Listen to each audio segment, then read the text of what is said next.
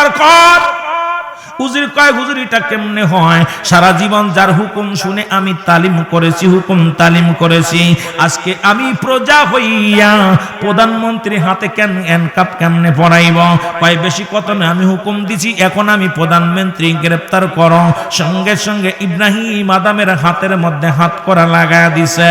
হাত করা লাগায়া দিয়া কয় জল্লাদ কোথায় রে জল্লাদ আয়। আমি হুকুম দেওয়ার সঙ্গে সঙ্গে ইব্রাহিম আদমের গর্দান ফেলে দিবি, একটা সেকেন্ড আর বাঁচায় রাখা যাবে না। জোরে জোরে চিল্লায় বলো আল্লাহু আকবার। জল্লাদ তরবারি নিয়ে হাজির। সুবহানাল্লাহ বলেন না? এরা জল্লাদ তরবারি নিয়ে সামনে হাজির হয়ে গেছে। ইব্রাহিম আদম তরবারি দেখিয়া চিন্তা করে, মনে মনে চিন্তা করে, আল্লাহ নিজের পায়ে নিজেই কুড়োল লাগাইলাম, নিজের খাল কেটে কুমির আনলাম, এখন হুজুর তো হুকুম দিলেই গর্দান চলে যাবে। এইবার থরথর করে গা কাঁপে, থরথর করে গাটা থরথর করে কাঁপে, জর্জর করে ঘাম ঝরে, দরদর করে চোখ দিয়া পানি ঝরে।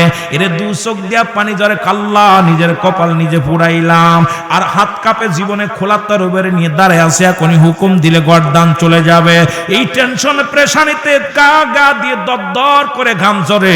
এবার দেখতেছেন আল্লাহর ওলি তাকায় দেখে ইমাম বাদান রে বলকের বাচ্চা থরথর করে কাঁপতেছে। এ মুসলমান শুনে নাও, ডাকতে বলে রাজা বলকের বাচ্চা ইব্রাহিম আদম, হয়তো কিছুক্ষণের মধ্যেই তোমার হুকুম হয়ে যাবে, গর্দান চলে যাবে, কিছুক্ষণের মধ্যেই তোমার মৃত্যুর দণ্ড হয়ে যাবে, মৃত্যুর পেয়ালা পান করতে হবে। আমি আপনার কাছে 3টা প্রশ্ন করব, 3টা প্রশ্নের উত্তর যদি আপনি দিতে পারেন তাহলে আপনাকে আমি মৃত্যুদণ্ড দিব না, আপনার রাজ্য ফেরত দিব। যদি 3টা প্রশ্নের জবাব আপনি দিতে পারেন। বলকের বাচ্চা ইব্রাহিম আদম কয় 3টা প্রশ্ন কেন, 1000টা করো, তাড়াতাড়ি করো, কারণ তুমি তো কখন হুকুম দিয়ে দাও গর্দান চলে যাবে আমার, তাড়াতাড়ি বলো। 1 নাম্বার প্রশ্ন আমি আপনার কাছে করি, আপনি কেন কাঁপতেছেন, এত কাঁপছেন কেন? বলে 1 নাম্বার, তুমি বললে আমি কাঁপতেছি কেন? জীবনে কত মানুষের মৃত্যুদণ্ড দিলাম, কত মানুষের শুলে চড়াইলাম, ফাঁসি দিলাম, শিরচ্ছেদ করলাম, আজকে ওই তরবারি দিয়া কত মানুষের গর্দান নিয়েছি আমি, হুকুম আমার হুকুমে। জল্লাদ দুটা দিয়া তরবারি দিয়া একটা দ্বিখণ্ডিত করে দিছে। আজকে সেই তরবারি আমার দিকে তাকায় আছে রে, আমি প্রেশানিত হইয়া থরথর করে ভয়ে কাঁপতেছি। বলে 1 নাম্বার প্রশ্নের জবাব ঠিক আছে, জোরে বলো আল্লাহু আকবার। 2 নাম্বার প্রশ্নের জবাব দিতে হবে গো। তোমার চোখ দিয়ে কেন পানি পড়ে আমি জানতে চাই।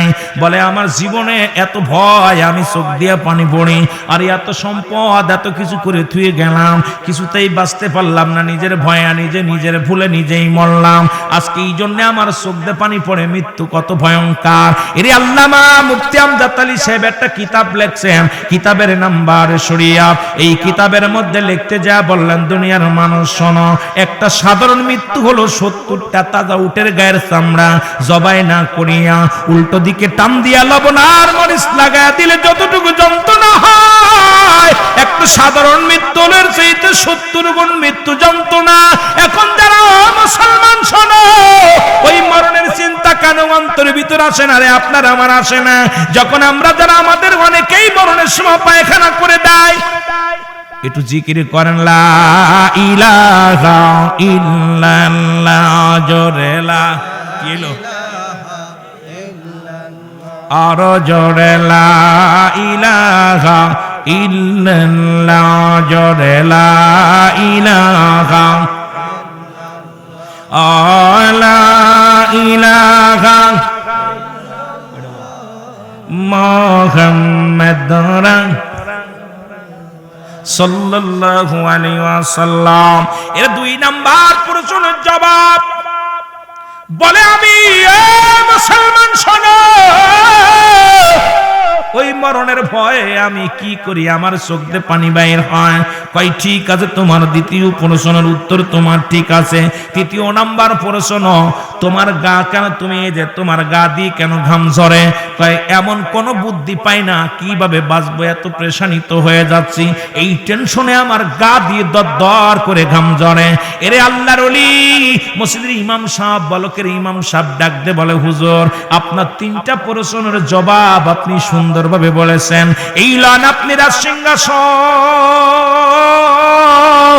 একটি বছর পরে আপনি মুখে মুখে বলছেন মৃত্যু, মউত মউত, অন্তর থেকে মরণের কথা চিন্তা যদি করতেন তাহলে জীবনে আপনি অন্যায় করতে পারতেন না। অন্তর থেকে যদি মরণের কথা মনে আসতো, জীবনে আপনি সুদ ঘুষ খাইতে পারতেন না, অন্যায় পথে চলতে পারতেন না। সুতরাং আপনার অন্তর থেকে বলেন নাই মুক্তি লিপসন, ভালোবাসা লিপসন, শুধু মুখে বলছেন মউত, অন্তরের ভিতরে মরণের চিন্তা আসে না। আমরা বক্তারা ওয়াজ করি মরণের ওয়াজ, আবার মোটা অঙ্কের মাল না দিলে ওয়াজে যাই না। আমরা বক্তার ওয়াজ করি কত শরীয়তের পিতামাতার খেদমতের ওয়াজ, নিজের বাপ মারে খাতি দিই না। গতকালকে একটা নিউজ দেখলাম রে মুসলমান, আমাদের দেশে একজন বক্তা, নামি দামি বক্তা, নাম বলতে চাই না, বাবা তার কান্দে আর ভিক্ষা করে আর বলে, ও দুনিয়ার মানুষ, আমার মতে এমন জানোয়ার জন্ম দিও না। আজকে বক্তা বড় বক্তা হয়েছে, আমার কলিজার টুকরা সন্তান, আজকে বাবা ভিক্ষা করে, চিকিৎসার জন্য ভিক্ষা করে, অনেক টাকা পয়সা রোজগার হয়েছে, আদর্শবান ছেলে বানাইতে পারে নাই। আমরা বক্তারা ওয়াজ করি শুধু স্বার্থের জন্য, নিজেরা তো আমল করি না। আল্লাহর দরবারে কি জবাব দিব আমার বুঝি আসে না, জোরে জোরে বলেন ঠিক কিনা। ইব্রাহিম আদম ডাকতে বলে, আল্লাহর ওলি, আমি আর সিংহাসনে বসবো না। ওরে যেখানে বসলে আমার মরণের চিন্তা হয় না, যেখানে বসলে আমার মাওলার ভয় জাগে না রে, খবরের ভয় জাগে না। আমি দুনিয়ার মধ্যে এমন চেয়ার চাই না, এমন সিংহাসন চাই না। ও প্রজারা, তোমরা যে যা পারো নিয়ে যাও, তোমাদের যা খুশি তাই করো। আমি বলকের বাচ্চা ইব্রাহিম আদা, আমার একটা সেকেন্ডের জন্য, একটা দিনের জন্য আমি আর চেয়ারের মধ্যে বসতে চাই না। যে চেয়ারের মধ্যে বসলে আমার মরণের ভয় জাগে না, যে চেয়ারের মধ্যে বসলে আমার আল্লাহর ভয় জাগে না, যে চেয়ারের মধ্যে বসলে আমি আমার ইনসাফ ভুলে যাই, আমার ইনসাফ ভুলে যায়। যার যার বিবেক হলো, যার যার ইনসাফ, এই বিবেকের মধ্যে বিবেকটা মরে যায়, এমন আমি এই চেয়ার চাই না যেখানে গেলে আমার মাওলারে পাওয়া যায়, যেখানে গেলে আমার মাওলারে পাবো, যেখানে গেলে আমার অন্তরটা মাওলার ভয়ে কাঁদবে, যেখানে গেলে আমার মরণের চিন্তা অন্তরের ভিতরে জাগবে রে। আমি ইব্রাহিম আদম সেই জায়গা যেতে চাই। ও প্রজারা রে, আমি আর একটা দিন তোমাদের রাজা হয়ে থাকতে চাই না, আমি আমার মাওলার গোলাম হতে চাই। জোরে জোরে চিল্লায় বলেন আল্লাহু আকবার। একটা বইয়ের মধ্যে দেখলাম ইব্রাহিম আদম, উনি ওনার উজির উট হারায় গেছে, খুঁজতেছে, ওই ছাদের উপর দিয়ে খুঁজতেছে। কিসের উপর দিয়ে? ছাদের উপর দিয়ে খুঁজতেছে, উট খুঁজতেছে। এখন কয়, তুমি কি করো? হুজুর আমি উট খুঁজতেছি, আমার উট হারায় গেছে। উট হারায় গেছে ছাদের পর কেন? কয়, আপনি যদি গদির মধ্যে বয়া আল্লাহরে পাইতে পারেন, তা আমি ছাদের মধ্যে উট পাইতে পারি। কথা বলছেন? আরে সঙ্গে সঙ্গে ইব্রাহিম আদম, কাহারে আমার চোখ খুইলা দিছে রে, আমার চোখ খুইলা দিছে। আমার কোথায় মারছে কোথা দেখছেন? যে আল্লাহকে পাইতে হলে ওই গদির মধ্যে বইয়া, এসির মধ্যে বইয়া সম্ভব না। আল্লাহকে খুঁজতে হলে আল্লাহকে অন্বেষণ করতে হবে। জোরে বলেন ঠিক কিনা? আল্লাহর পাগল হতে হবে। আমার বাবারা ছেড়ে দিছেন। দেখ না ফরিদ করিল দান, অমূল্য চক্ষুরাত, আর ইব্রাহিম সারিয়া দিল মহামূল্য সিংহাসন। আমার পীর কেবলা জান বলতেন, আত্মশিল্পীর কেবলা জান বলতেন, দেখ না ফরিদ করিল দান, অমূল্য চক্ষুরাত, আর ইব্রাহিম সারিয়া দিল মহামূল্য সিংহাসন। বলেন ইব্রাহিম সারিয়া দিল মহা। আহা, আল্লাহকে পাওয়ার জন্য মানুষ সব ছেড়ে দিছে, ঘুম ছেড়ে দিছে, আহার ছেড়ে দিছে, নিদ্রা ছেড়ে দিছে। এই যে বয়া বয়া পাগল হইয়া, পাগল আল্লাহরে পাইতে হলে এই দুনিয়ার মধ্যে আল্লাহকে পাওয়ার জন্য সব আশিকরা সবকিছু ছেড়ে দিছে, একমাত্র আল্লাহর জন্য পাগল লেগে। জোরে বলেন ঠিক কিনা? সে আল্লাহকে পাইতে যদি পারি তো আমার জীবন, আপনার জীবন ধন্য। জোরে বলেন ঠিক কিনা? আল্লাহ আমাদের বুঝার তৌফিক দান করুক। আমরা নবীজিকে একটু সালাম জানাই। নবী, এ মুসলমান শুনে নাও, বলকের বাদশা ইব্রাহিম আদমের একটা কথা আমি বলে যাই। আমাকে বলছে হুজুর একটু ইব্রাহিম আদমের কথা বলবেন। যিনি বলকের বাদশা ছিলেন ইব্রাহিম আদম, একজন বাদশাহী পেয়েছিলেন, রাজত্ব পেয়েছিলেন। প্রজাদের কাছ থেকে মানুষ কোন কর নিতেন, মানুষকে বড় কষ্ট দিতেন। আমার বাবারা, এই দুনিয়ার মধ্যে আল্লাহ পাক প্রতাপশালী বাদশা বানাইলেন চারজন ব্যক্তিকে। তাদের মধ্যে মুসলমানদের মধ্যে দুজন, কাফেরদের মধ্যে দুজন। মুসলমানদের মধ্যে দুজন, একজনের নাম হলো বাদশা সুলাইমান। আল্লাহ তাকে বিশাল রাজ্যের অধিকারী দিলেন, বিশাল রাজ্য তারে দান করলেন। আর একজন ব্যক্তি তিনি বাদশা জুলকারনাইন। আল্লাহ তাকেও দুনিয়ার মধ্যে তাম পৃথিবীর মধ্যে অর্ধ পৃথিবীর বাদশাহী বানায়া দিয়েছিলেন। কাফেরদের মধ্যে দুজন, একজনের নাম হলো মুসলমান, শোনো, একজনের নাম হলো নমরুদ বাদশা, আর একজনের নাম হলো বুখতানসর। আল্লাহ এই চারজন ব্যক্তিকে প্রতাপশালী বাদশা বানাইলেন। আল্লাহ তাদেরকেও নিয়ে গেছে, দুনিয়ার মধ্যে রাখেন নাই। কত রাজা, কত বাদশা, ফিরাউন, নমরুদ, কারুন দুনিয়ার মধ্যে আসলো। সবাই কাল্লা নিয়ে গেছে, আপনাকেও নিয়ে যাবে। থাকার জায়গা না, চলে যেতে হবে এই দুনিয়া ছেড়ে। কেন? দুনিয়ার মধ্যে পড়িয়া মিশে মায়ের মধ্যে পড়িয়া রে মুসলমান। দুনিয়ার মধ্যে বেড়াও তুমি, হাসি তামাশার মধ্যে ফেরাইলা। একবার কি মরণের কত মনে হয় না?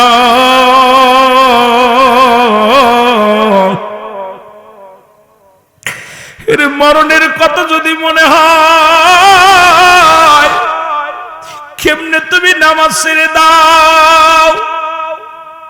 দেখলাম এখন বর্তমান মরা পরে দাদার সঙ্গে সেলফি তোলে, কবরের মধ্যে দাঁড়ায় দাঁড়ায় সেলফি তোলে।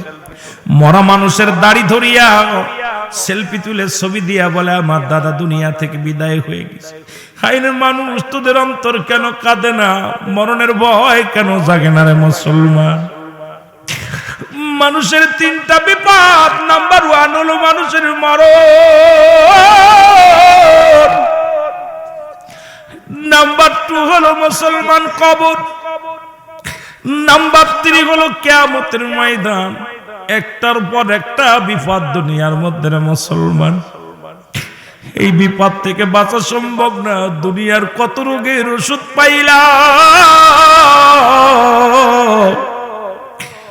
মরণ রোগের ওষুধ আজ পর্যন্ত কেউ পায় নাই। এই মরণের ওষুধ এখনো পর্যন্ত হয় নাই। এই মরণ হইতে 100 বছর, 50 বছর, 80 বছর পর্যন্ত বাঁচবা। টাকা আছে, বিদেশ দেয়া চিকিৎসা হইয়া হয়তো 2 বছর আর দুনিয়ার মধ্যে জিন্দা থাকবা।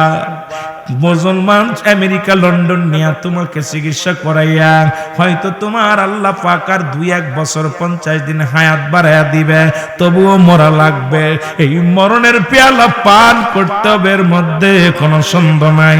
জোরে জোরে চিল্লায় বলা যাবে না, ঠিক কিনা?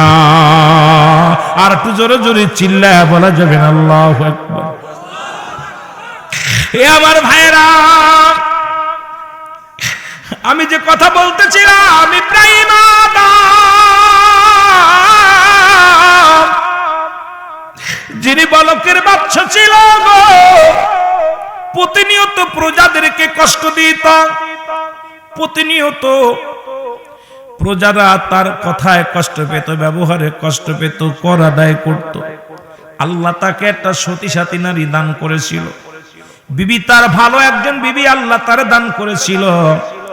বিবি প্রতিনিয়ত ডাক দিয়ে বলতেন, স্বামীরে ও স্বামী, দুনিয়া ছেড়ে দাও, এই দুনিয়ার সব কিছু চূর্ণ বিচ্ছিন্ন করে দিবে আমার আল্লাহ। আল্লাহ কয় কুল্লু মান আলাইহা ফান, সব কিছু শেষ করে দিবে আমার আল্লাহ। আল্লাহ কয় বান্দারে, এই জমিনটা আমি রাখবো না, এই জমিনের মধ্যে যত মাটি আছে গো, সমস্ত মাটিগুলো আমি আল্লাহ পুড়ায়া তামা বানায়া দিব। এই জমিনের মধ্যে যত পানি আছে সব পানিগুলো পুড়ে হয়ে যাবে ছাই।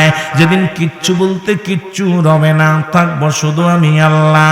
আল্লাহ কয় বান্দারে, সেদিন থাকবো শুধু আমি আল্লাহ, আর আমি থাকবো আমার নবীর ভালোবাসা নিয়া। এই জন্য সুন্নি ভাইদের অনুরোধ করি, তোমরাও থাকো আল্লাহর ভালোবাসা নিয়া। আল্লাহর গোলাম হয়ে যাও, নবীর প্রেমিক হয়ে যাও। এই দুনিয়ার মুখাপেক্ষী না হইয়া আমার মাওলার গোলাম যদি হতে পারো, জীবনটা হবে ধন্য। মাওলার গোলাম যদি হতে পারো রে মুসলমান, তোমার জীবনটা হবে অতিও ধন্য। কারণ এই দুনিয়া কাদের জন্য চুরি করো, কার জন্য ডাকাতি করো, কার জন্য তুমি সুদ খাও, কার জন্য ঘুষ খাও, কার জন্য তুমি বেঈমানি করো, মুনাফিকি করো গো, কার জন্য মানুষকে ঠকাও, কার জন্য তুমি মানুষের মাথায় বাড়ি মারো, এই কার জন্য তুমি দালান কোটা বানাইলা, এই সব কিছু তো পরে থাকবো, কিছুই নিবা না। এই দুনিয়ার সম্পদ খাইব লোকে, তোমার দেহ খাইব পোকে, তোমার দেহটা খাবে পোকামাকড়ে, আর দুনিয়ার সম্পদ খাবে মুসলমান লোকে। এই আপনি সম্পদ গড়ে গেলেন, বাড়ি থুয়ে গেলেন, ঘর থুয়ে গেলেন, সংসার জীবনে কত টাকা পয়সা রোজগার করলা, কত না সুদ খাইয়া ঘুষ খাইয়া এ মুসলমান কত টাকা উপার্জন করলা, লক্ষ লক্ষ টাকা হালাল ভাবে উপার্জন করিয়া 10টা টাকা ঘুষের টাকা লাগায় দিলে ভিতরে ওই 100 মণ দুধের মধ্যে যদি একটু চুনা হয়, দুধটা যেমন নষ্ট হয়ে যায়। তুমি এত সরকার বেটা 1000 টাকা বেতন দেয়, তারপরও তোমার 20 টাকা সুদ ঘুষ না খাইলে চলে না। অফিসে বইয়া সুদ খাই না, ঘুষ না খাইলে চলে না। মানুষের সম্পদ নষ্ট করো, মানুষকে কষ্ট দাও, ভালো করে দেলের কান্ডা লাগায় শুনে নাও, এই সন্তান দুনিয়ার মধ্যে তোমার পাপের ভাগটা নেবে না। ওই বাড়ি করলা, ঘর করলা, দুনিয়ার মধ্যে সম্পদ উপার্জন করলা, এই দুনিয়ার সম্পদ সব ভাগাভাগি হয়ে যাবে। ছেলে নিবে, মেয়ে নিবে, স্ত্রী নিবে, পরিবার পরিজন নেবে। যদি আপনজন কেউ না থাকে সরকার বহন করব, কিন্তু পাপের ভাগটা সরকারও নিব না, পাপের ভাগটা ছেলে নিবে না, মেয়ে নিবে না। তুমি অন্যায় করেছো, নামাজ ছেড়েছো, রোজা ছাড়ছো, হজ ছেড়েছো, যাকাত ছেড়েছো, অন্যায় পথে পা বাড়াইলা। এই দুনিয়ার মধ্যে যত পাপ তুমি জোগাড় করলা, এই দুনিয়ার মধ্যে পাপের একটা কানা করে বিবি নিবে না রে। তোমার পাপের ভাগটা তোমার ভাই নিবে না, পাপের ভাগটা তোমার স্ত্রী নিবে না, পাপের ভাগটা তোমার মেয়ে নিবে না, পাপের ভাগটা তোমার জামাই নিবে না, পাপের ভাগটা তোমার পরিবার পরিজন কেউ নিবে না, পাপের ভাগটা তোমার স্বামীও নিবে না রে মুসলমান। তাহলে কিসের জন্য এত পাপ করো, কিসের জন্য এত অন্যায় করো? একবার কি চিন্তা করছো মরণের পেয়ালা পান করা লাগবে, এই দুনিয়া থেকে বিদায় হওয়া লাগবে? চিন্তা যদি তোমার অন্তরের ভিতরে থাকে, জীবনেও তোমার অন্যায় করা সম্ভব নয়। জোরে জোরে চিল্লায় বলেন ঠিক কিনা? পাপের ভাগ কেউ নিবে না, সম্পদ ঠিকই নিবে। ছেলে নিবে নাই, যদি কেউ ছেলে না থাকে, মেয়ে না থাকে, প্রতিবেশী বহন করবে। প্রতিবেশীও যদি না থাকে, এটা সরকার বহন করবে, দেশ বহন করবে। কিন্তু একটা পাপ যদি কোন হুজুরে এইটা পাপটা নেই, হুজুর কয় মাফ চাই। ছেলেরে কবে পাপটা নেই, কয় মাফ চাই। বিবিরে কবে পাপটা নাও, কয় না মাফ চাই। এইটা নিতে পারতাম। তাহলে কিসের জন্য এত বাড়াবাড়ি, কিসের জন্য এত মস্তানি? কার জন্য সুদ খাও, কার জন্য ঘুষ খাও, কার জন্য এত লুকোচুরি? আহা, একবার যদি ভাবো রে মন, একটু ভাবলে পারে। আমার মন বলে, কোন ব্যক্তি যদি এই জন্য অ্যারিস্টটল, সক্রেটিস বই লেখা পর বলছে, নো দাই সেল, নিজেকে নিজে চিনতে হবে, মান রাফান নফস, নিজের নফসকে চিনতে হবে, কলবু সালিম, আত্মাটাকে প্রসিদ্ধ করতে হবে। আহা, হায় হায়, কেমন আত্মা বানাইছি, খালি দুনিয়া চায়। জোরে বলেন ঠিক কিনা? এমন একটা আত্মা বানাইছি খালি বাড়ি চায়, গাড়ি চায়। বাড়ি হয়েছে কই গাড়ির দরকার, গাড়ি হয়েছে কই গাড়ি চলবো না, ভালো গাড়ির দরকার।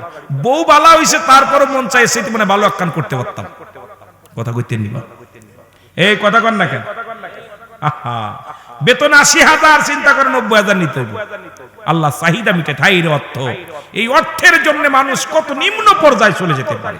অর্থের জন্য মানুষ কেমন অবস্থা, হালালকে হারাম বানাইতেছে, হারাম হালালকে হারাম বানাইতেছে, হারামকে হালাল বানাইতেছে। এই মানুষ কেন জন্য নিষ্ঠুর হয়ে গেছে? বাল্হুয়া কেলাম, এই দুনিয়াটা পচা দুর্গন্ধ মরি। আমার আপনার চরিত্র কুকুরের চরিত্রের মতো হয়ে গেছে। কুকুর যেমন মরি পাইলে খুশি হয়, সে জামানার মানুষগুলো মরি পাইলে খুশি হবে। ওয়াজের ময়দান দেখেন, এখানেও আমাদের বক্তাদের অবস্থা খারাপ। আমার যদি আজ থেকে হাত দিয়ে একটু বেশি এক জায়গা হেট করে দাওয়াতিটা বাজার একটা চলে যাবে। ইমামতি একই অবস্থা। যদি ইমাম সাহেবের পাশের মসজিদে কেউ ইনভাইট করে ২০০০ বেশি দিব, বাড়াই দিব, এই যাতে চলে যাওয়ার চিন্তা করবে। আহা, আর ইমামতি, ইমাম মানেই নেতা, তাদের মূল্যায়ন নেই। কি অবস্থা? কারণ দুনিয়া আমাদেরকে এমন ভাবে গ্রাস করে ফেলেছে, চারিদিক থেকে দুনিয়া, ছেলে মেয়ে, পরিবার পরিজন, এগুলো যে ব্যক্তি পরিত্যাগ করে আমার মৌলার গোলাম হতে পারবে, তার জীবনই ধন্য হবে। জোরে বলেন ঠিক কিনা? আর একটু জোরে বলেন ঠিক কিনা? একটু মহব্বতের সঙ্গে দুরূদ শরীফ পড়েন। আল্লাহুম্মা সাল্লি আলা।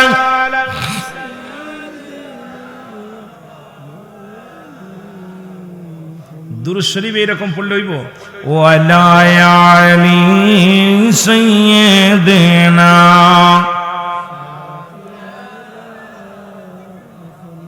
আপনাদের এই মাহফিলে আমি বলে গেছিলাম শাফিয়ানা আর শাফিয়েনা।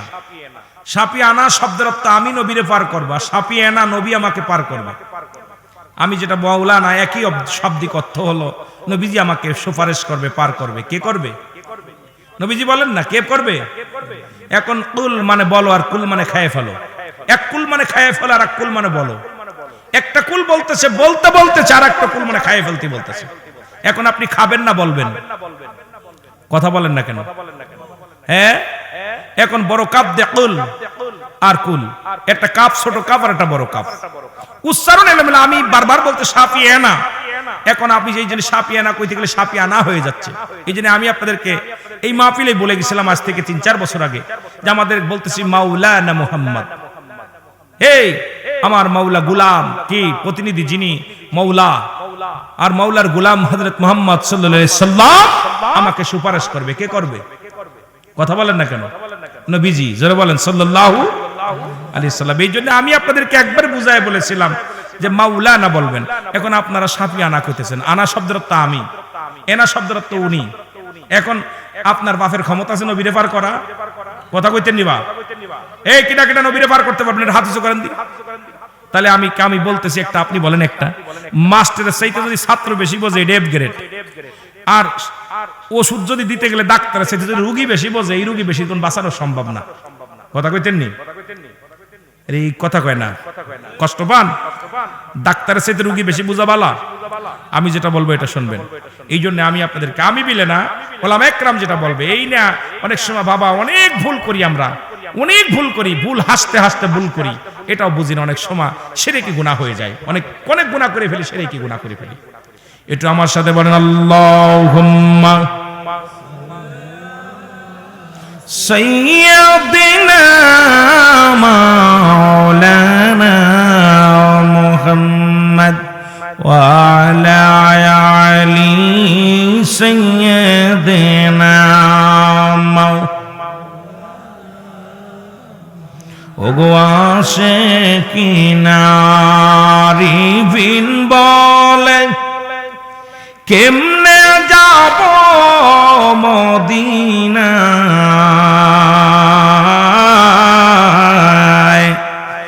আল্লাহর ওলিরা ঘরে বসে দয়াল নবীজিকে দেখতে পায়। আল্লাহুম্মা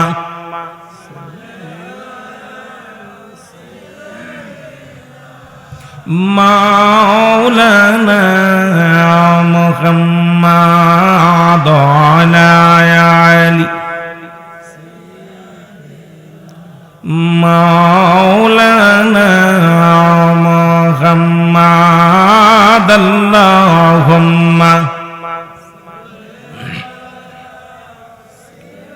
দেনা মাওলানা মুহাম্মদ ওয়া আলা আলি হয় না হবে না গো এহনো সুজন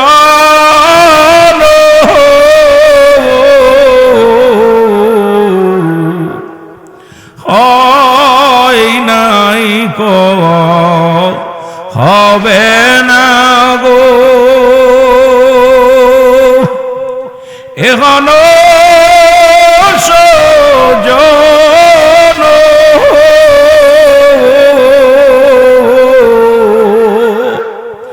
সারা জীবন কাঁদলেন নবীজি পাপী উম্মতির জন্য আল্লাহুম্মা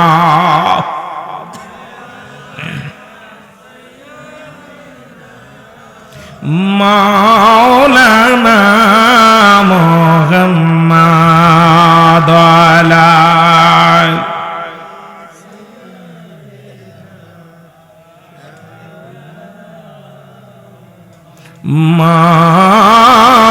আল্লাহুম্মা সাল্লি আলা সাইয়্যিদিনা মাওলানা মুহাম্মদ আলা আলি সাইয়্যিদিনা শাফিয়ানা। এ দুনিয়ার মুসলমান গভীর মনোযোগ,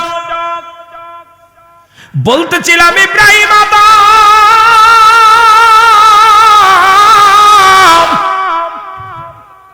উনি এমন ভাবে মুসলমান, মরণের ভয় তার অন্তরে নাই, শরীয়তের বিধান মানে না। চিন্তা করে আল্লাহ তাকে একটা সতী সাথী নারী দান করেছিল, বলতেছিলাম তার বিবি। বিবি চিন্তা করে স্বামীরে ডাক দে, বলে স্বামীরে আপনার কি মরণের ভয় জাগে না? একবার কি আপনার মরণের কথা অন্তরে জাগে না?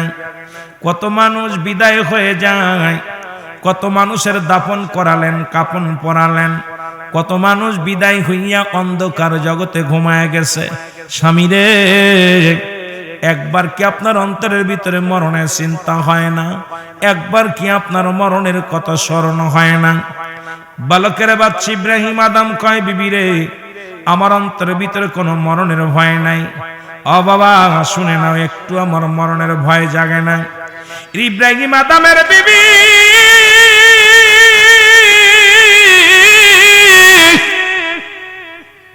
একদিন ইমাম সাহেবের কাছে, মুসলমান বালকের ইমাম সাহেবের কাছে যান, আরজি করলেন, হুজুর আমার স্বামী এই বাদশাহ, আমি রানী, আপনার কাছে একটা দাবি করে, এই দুনিয়াতে চিরদিন আমরা থাকবো না, থাকারও জায়গা না।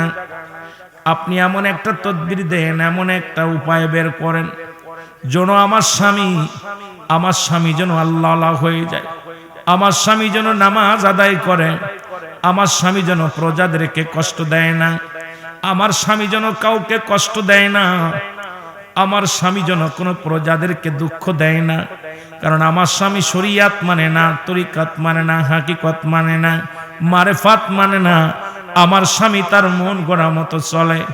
আপনার কাছে একটা দাবি, যেহেতু আপনি ইমাম সাহেব হুজুর একজন আল্লাহওয়ালা মানুষ, আপনার কাছে একটা করজোরে দাবি, আপনি এমন দোয়া করেন আল্লাহ যেন আমার স্বামীকে হেদায়েত দান করে, আমার স্বামীর অন্তর যেন মাওলার প্রেমে কান্দে, আমার স্বামীর অন্তর যেন আমার মাবুদের ভয় যেন ঢোকে।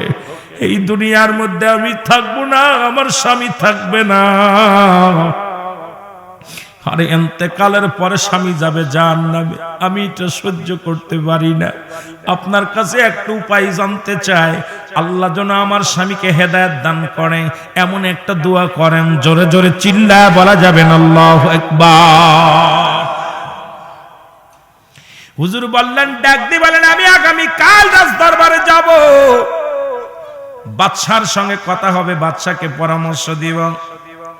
ইমাম সাহেব হুজুর চলে আসলেন বাদশার দরবারে, বাদশাকে সালাম দিলেন। বাদশা রাজ দরবার থেকে ঘরে কামরায় নিজ কামরায় ফিরলেন। কামরায় ফিরা পর বাদশাকে সালাম দেয় ইমাম সাহেব, হুজুর আসসালামু আলাইকুম। হে বালকের বাদশা ইব্রাহিম আদম, আমি আপনার প্রজা, যদিও প্রজা হয়ে তবু আপনাদের আমি নেতা। যেহেতু আপনি রাজমহলের নেতা, আমি হলাম মসজিদের ইমাম, আমিও নেতা, মহল্লার নেতা। আপনার কাছে একটা দাবি নিয়ে আসছি, আপনি যদি আমার কথাটা যদি আপনি শুনতেন, অভয় দিতেন, তাহলে আমি আপনাকে একটু বলতাম। ইব্রাহিম আদম ইমাম সাহেব হুজুর কি প্রস্তাব নিয়ে আসছেন, সেই প্রস্তাবটা আপনি বলেন। বলে, প্রস্তাবটা হলো, আপনার ভিতরে আপনি অনেক অন্যায় পথে পা বাড়ান, আপনি নিজের গায়ের জোর দেখান, নিজের ক্ষমতার বাহাদুরি দেখান। আপনার কাছে আমার একটা দাবি, একবার কি আপনার অন্তরের ভিতরে মরণের চিন্তা হয় না? এই রাজত্ব ছেড়ে চলে যেতে হবে, বাড়ি ছেড়ে চলে যেতে হবে, সম্পদ ছেড়ে চলে যেতে হবে, এই দুনিয়ার সব কিছু পরে থাকবে, আপনি থাকবেন না।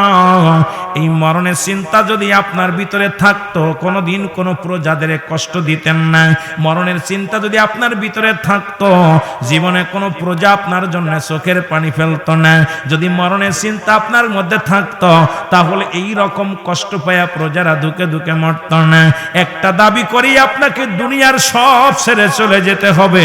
একটা বার বসে চিন্তা করেন, ওই মরণের চিন্তা। জোরে জোরে চিল্লায় বলেন আল্লাহু আকবার। মরণের কথা মানুষ, মরণের কথা মানুষ স্মরণ রাখলা না। আজরাইলা শিলে পারে রক্ষা পাবি না। বলেন, আজরাইলা শিলে পারে রক্ষা। একটু মহব্বতে বলেন, মরণের কথা মানুষ, মরণের কথা মানুষ স্মরণ করলা না। আজরাইলা শিলে পারে রক্ষা পাবি না। বলেন, আজরাইলা শিলে পারে রক্ষা।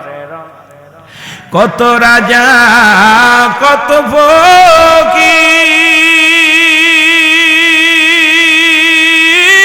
ফকির গেল সবে দুনিয়া সারি। কোন দিন জন আসবে রে ডাক তোমার, কোন দিন জন আসবে রে ডাক। এ ধরায় থাকতে পারবা না।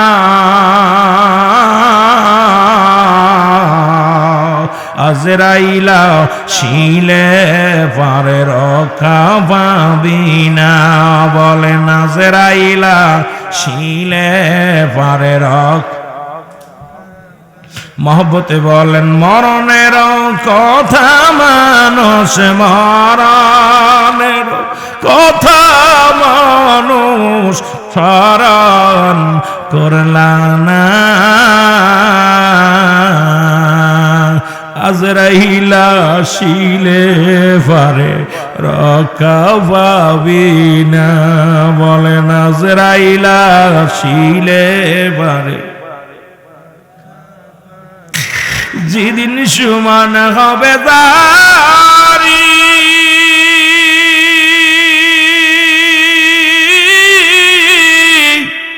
হবি রে তুই লাস্টভারি। যেদিন সমান হবে দারি,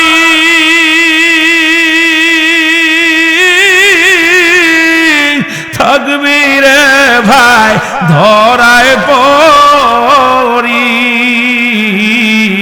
কেউ রবে না সঙ্গের সাথী, তোমার কেউ হবে না সঙ্গের সাথী। হইবি রে বিদায়, তোর কেউ হবে না সঙ্গের সাথী, তোর কেউ হবে না সঙ্গের সাথী, সবাই দিবে রে বিদায়। আজরাইলা শিলে পারে রক্ষা পাবি না, বলেন আজরাইলা শিলে পারে রক্ষা। মরণের কথা মানুষ, মরণের কথা মানুষ স্মরণ করলা না, আজরাইলা শিলে পারে রক্ষা পাবি না, বলেন আজরাইলা শিলে পারে। কোটি টাকার বাড়ি গাড়ি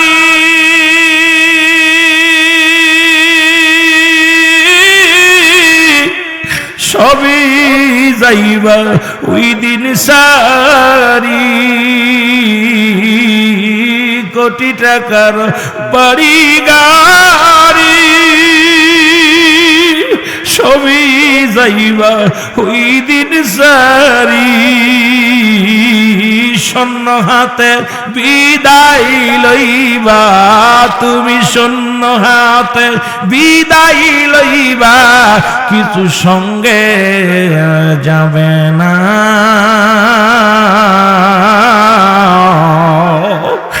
খালিয়াতে বিদায় লইবা তুমি, খালিয়াতে বিদায় লইবা, কেউ তো সঙ্গে যাবে না। আজরাইলা শিলে পারে রক্ষা পাবি না, বলেন আজরাইলা শিলে পারে রক্ষা পাবি না, বলেন মরণের কথা মানুষ, মরণের কথা মানুষ স্মরণ করলা না, আজরাইলা শিলে পারে রক্ষা পাবি না, বলো আজরাইলা শিলে পারে রক্ষা পাবি না। লা ইলাহা লা ইলাহা ইল্লাল্লাহ, লা ইলাহা মুহাম্মাদুর লা ইলাহা বেজনা মগার মনের বেদনা, হায় হায় বুঝাইলে কেউ বোঝে না, হাইরে শোনাইলে কেউ শোনেন না, বলো গুনাইলে কেউ শোনেন না, শোনেন সে মদিনা। লা ইলাহা আর জোরে লা ইলাহা, মহব্বতে লা ইলাহা, মারহাবা লা ইলাহা, লা ইলাহা মুহাম্মাদুর সাল্লাল্লাহু আলাইহি ওয়াসাল্লাম। এ মুসলমান দিলের কান্ডা লাগা শোনো গো, হুজুর বললেন ইব্রাহিম আদম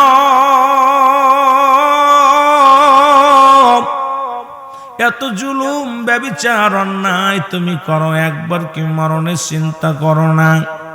ইব্রাহিম আদম কয় হুজুর আমার অন্তরের ভিতরে কোনো মরণের চিন্তা হয় না, একবারও মন বলে না আমি মারা যাব, একবারও আমার অন্তর কাঁদে না মরণের জন্যে, একবারও ভয় লাগে না, আমার অন্তরের মধ্যে মরণের চিন্তা হয় না।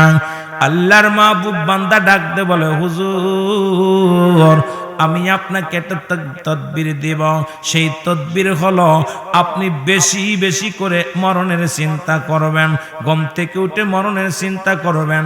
ওই না দুপুর বেলা মরণের চিন্তা করবেন, রাত্রে বেলা মরণের চিন্তা করবেন। দেখবেন আপনি কোনোদিন অন্যায় পথে আর পা বাড়াইতে পারবেন না। বেশি বেশি মরণের চিন্তা করবেন, একটু বেশি বেশি করে মরণের চিন্তা করবেন। ইব্রাহিম আদম ডাক দিয়ে বলে,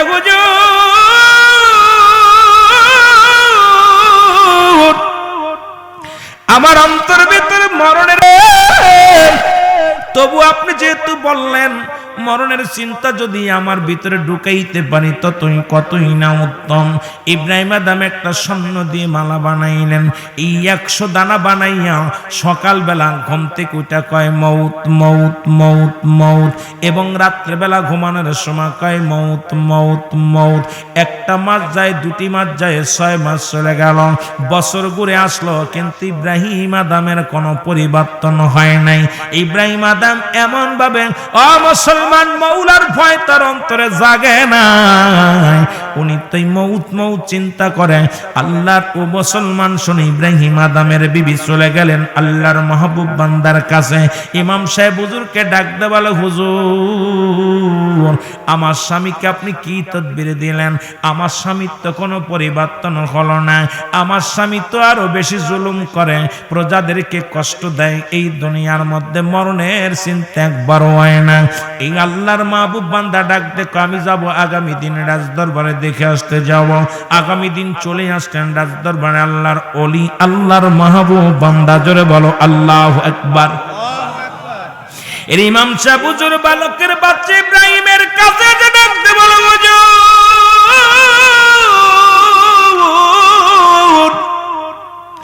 একদিন গেল, 2 দিন গেল, সপ্তাহ গেল, মাস গেল, বছর ঘুরে আসলো, কিন্তু আমি শুনেছি আপনার ভিতরে কোনো মরণের চিন্তা হয় না। আপনার ভিতরে মরণের চিন্তা হয় না। আজকে আমার দেশের অনেক ভাই আছে, দেখবেন সুদ খায়, ঘুষ খায়। একটা পা কবরে চলে গেছে, এখনো বাজারে গেলে সুবরি চুরি করে। এখনো একটা পা কবরে চলে গেছে, পরের জমিন ফসল ফটা খাওয়ায়। দুনিয়ার মধ্যে গরু ছাগল ছেড়ে দিয়ে মাথার মধ্যে টুপি থাকে, পরের ফসল নষ্ট করে। আবার নাতিরে বিয়ে করতে চাই, লাভ দে বুড়া পা গেছে কবরে একটা, এরপরেও কয় নাতিরে বিয়ে করব, নাতনিরে বিয়ে করব। ওরে মুসলমান শোনো, কারণ আমাদের দেশেও অসংখ্য মানুষ এমনি আছে এখনো তাদের ভিতরে মরণের ভয় জাগে নাই। এখনো যে দাড়িগুলো পাক ধরেছে, আমার বুঝি মরা চিঠি আইয়া গেছে, এই চিন্তা তার ভিতরে এখনো আসে না রে মুসলমান। এখনো নামাজ ছেড়ে দিয়া টিভি দেখে, বয়া বয়া দোকানের মধ্যে টিভি দেখে, দেখা যায় বেগানা মহিলার নিয়ে আড্ডা মারে, রং তামাশা করে। এখনো দাড়িগুলো ঢেকে ঢেকে টিভির সামনে বয়া বয়া চা খায়, কিন্তু আজানো দিকে হয়ে যায়, একবারও অন্তরের ভিতরে মাওলার প্রেম নাই। এ মুসলমান বুড়া খঞ্জুর হয়ে গেছে, টুপি মাথা আছে। এ মুসলমান শোনো, হয়তো নামাজ আদায় করে, আসরের নামাজ বা মাগরিবের নামাজ, যোহর তো পড়ে না, মাগরিবও পড়ে না, ইশা পড়ে না, ফজরও পড়ে না, কারণ অন্তরের ভিতরে মাওলার প্রেম ঢোকে নাই, মরণের চিন্তাও আসে নাই। ওই ব্যক্তি কেমনে মাওলার বন্দেগি করবে? কারণ ওর ভিতরে ঢুকছে দুনিয়া, দুনিয়া ঢুকছে। ওই দুনিয়ার প্রেম যতক্ষণ পর্যন্ত ভিতর থেকে না জাগবে, যতক্ষণ পর্যন্ত দুনিয়ার প্রেম তোর ভিতর থেকে না সরবে, মাওলার ইবাদত করে শান্তি পাবে না। জোরে বলেন ঠিক কিনা? এখনো দেখি অনেক বুড়া মানুষ, বেটা বয়া বয়া দোকানে বয়া চা খায়, আসরের আজান চলে, আর চা খায় আর টিভি দেখে। আছে না বাবা? আরে ওর কি ভয় আছে জানে যে আমার দাড়ির পাক ধরছে, আমার কবরে ডাক আসছে? ওর ভিতরটা কেন এত এমন একদম অন্তরের ভিতরে কোনো প্রেমই নাই। আল্লাহর বলতে চেহারার ভিতরে কোনো নূর নাই। যদিও কালো হয়, যদি নামাজটা ঠিক মতো 5 ওয়াক্ত সালাত আদায় করে, দেখবেন ওর চেহারার ভিতরে নূর চমকায়। জোরে বলেন ঠিক কিনা? দেখবেন কালো, একদম তেলতেলে কালো, কিন্তু ভিতরটা দেখবেন যখন নামাজি ব্যক্তির মুখের দিকে তাকাইবেন, ভিতরে একটা নূরের ছায়া, ভিতরে থেকে একটা নূরের তাজাল্লি বাইর হয়। জোরে বলেন ঠিক কিনা? কারণ 5 ওয়াক্ত নামাজ যখন ওযু করে, আহা 5 বার পানি লাগায় মুখের ভিতরে, নাকের ভিতরে, হাতের ভিতরে। ওই ব্যক্তির একটা মানুষ যদি 1 বার 2 বার গোসল করে, গোসল করলে সে গায়ের ময়লাগুলো পরিষ্কার হয়ে যায়। ব্যক্তি 5 বার যখন ওযু করে ওই ব্যক্তির গায়ের সমস্ত গুনাহ ঝরে যায়। আর গুনাহ ঝরার কারণে যখন সিজদার মধ্যে যায় গোলাম হইয়া বলে সুবহান রাব্বিল আ'লা, যখন নত হয়ে আল্লাহর দরবারে আল্লাহ আমি তোমার কাছে নত হয়েছি, তখন আমার আল্লাহ তাআলার এই নূরের একটা তাজাল্লি ঢেউ খায় ইমানদারের মধ্যে। তখন দেখবেন ও যত বড়ই কালো হোক আর যত বড়ই দেখতে শুনতে খারাপ হোক, কিন্তু চেহারার ভিতরে একটা নূর চমকায়। আর বেনামাজির খাটাস খাটাস ভাব লাগে। কথা বলেন ঠিক কি না? রাগ করতেছেন আবার? দেখবেন বেনামাজির দিক তাকাবেন, যত ভালো চেহারা হোক, যত ভালো চেহারা হোক, ওর চেহারার ভিতরে কখনো আপনার নূর পাবেন না। চেহারা যতই দেখতে শুনতে ভালো হোক, কিন্তু বেনামাজির চেহারার ভিতরে একটা, আর যে ব্যক্তি নামাজি ও চেহারার ভিতরে একটা মলিন ভাব, আল্লাহর প্রেম রাসূলের প্রেম ভিতরে ঢুকছে, চেহারা দেখলেই মনে হয় বেচারার ভিতরটা আত্মশুদ্ধি হয়েছে। জোরে বলেন ঠিক কিনা? আরো জোরে বলেন ঠিক কিনা? ঘুমাইছে নাকি? এই বাজে কয়টা রে? জিয়া বাজে কয়টা? আর অল্প একটু আলোচনা করবো, ছেড়ে দিব। কষ্ট হচ্ছে আপনাদের? কষ্ট হচ্ছে? ছেড়ে দিব। আপনাদের যদি এরকম জিমেনে মানুষের লগে ওয়াজ করা, মুরগি পোল্ট্রি মুরগি খায়া খায়া সব পোল্ট্রি হয়ে গেছে। পোল্ট্রি মুরগি দেখবেন 8 কেজি 10 কেজি ওজন, খালি ঘুমায়, গায়ে বল নেই। দেশি মুরগি ছোটটা দিলে ক্যাক ক্যাক ক্যাক ক্যাক এমন ভাবে আওয়াজ হয় মনে হয় গ্রামটা একদম পুরো একা দখলে রয়েছে। জোরে বলেন ঠিক কিনা? আর পোল্ট্রি মুরগি 8 কেজি 9 কেজি 10 কেজি ও হাঁটতেই পারে না, খালি এক পদে এক পদে। আমাদের অবস্থা পোল্ট্রি খেয়ে খেয়ে এখন জিমেনে রোগ ধরছে, এখনো আর শান্তি আসে না। হুজুরদের জন্য আগেতে মাঝে মাঝে আগেতে আমরা ছোটবেলা দেখছি হুজুরদের দেশি মুরগির ডিম খাওয়াইতো। হুজুরদের জন্য রেখে দিত পার্সোনাল, ইমাম সাহেবের জন্য, যে ইমাম সাহেব হুজুর আগে ডিম পারলে হুজুরে খাওয়াইতো, আমদুদ আগে খাওয়াইতো, এখন খাওয়ানো বন্ধ করে দিচ্ছে। এখন এই দেশি মুরগি খুঁজে পাওয়া যায় না গ্রামে। হুজুরের কপাল কুল খুল পড়ছে, হুজুরাই বেদাত বেদাত কইয়া কই বেলাত জায়েজ নাই, দুয়া জায়েজ নাই, বাড়ি আলি চিন্তা করতে তোর ভাগ্যে আর দেশি মুরগির ডিমও নাই, খা পোল্ট্রি। জোরে কোন ঠিক কিনা? এন হুজুররাও জিমেনে শুরু করছে। জোরে কোন ঠিক কিনা? কথা কয় না কেন? আগে একটা হুজুরদের শক্তি ছিল, এখন হুজুররাও শেষ। কথা কয় না কেন? কয় দেশি খাইতাম, কয় এখন অনেক হুজুর কয় আমরা পোল্ট্রি খাই না। পোল্ট্রি না খাবি সোনালি খা, কিন্তু একই তো যায়, তো ওদের মধ্যে ভ্যাকসিন এটার মধ্যে ভ্যাকসিন। জোরে কোন ঠিক কিনা? বেয়ার দুনিয়ার মানুষ চালাক হয়ে গেছে। জোরে কোন ঠিক কিনা? এই জন্য বাবা আমাদের স্পিরিট, ইমানদারের স্পিরিট আলাদা। ইমানদার যখন আল্লাহর কথা শুনে, রাসূলের প্রেমের কথা শুনে, কবরের কথা শুনে, ইমান মজবুত হয়ে যায়। বেঈমানদের অন্তরের ভিতরে একটা আনন্দ লাগে না, ওরা কষ্ট পায়, ওরা বোবা হয়ে যায়। এই জন্য আপনার ইমানদার, আমি এমন একটা কথা বলতে, যে কথা শোনা পরও আপনাদের ইমান যদি তাজা না হয়, আমার কিছু করার নাই। হায় রে দুনিয়া ধরে ফেলেছে আজকে দুনিয়া। জোরে বলেন ঠিক কিনা? রিয়াজ না হয় কাল তুমি যাইবা কবরে, মরার পরে দেখবে চেয়ে গো তোমার ছবি রইল পড়ে, মরার পরে দেখবে চেয়ে গো তোমার ছবি রইল।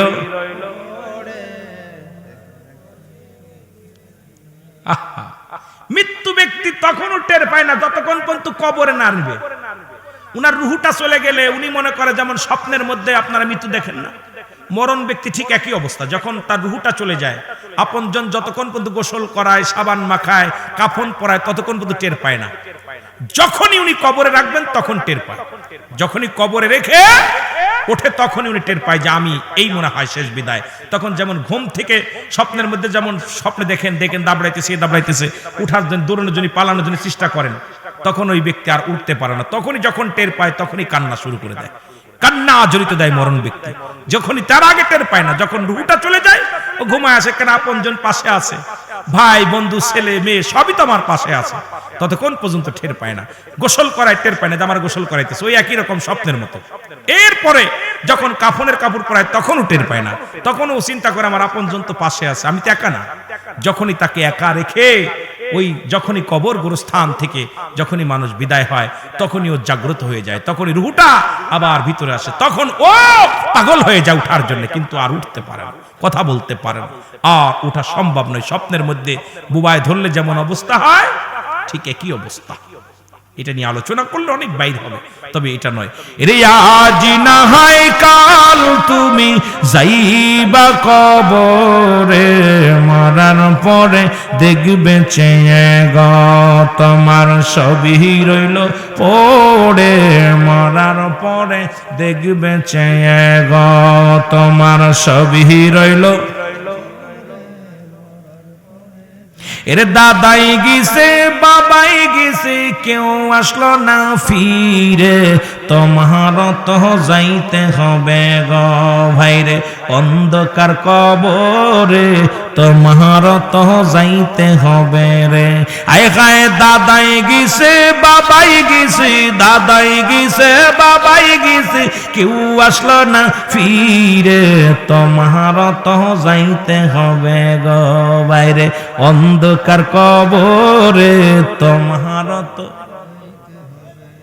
আরে কোন সর্দারের মতো আপনারও যেতে হবে আমারও যেতে হবে, কদিন হয়তো দুদিন পরে নাই দুদিন আগে।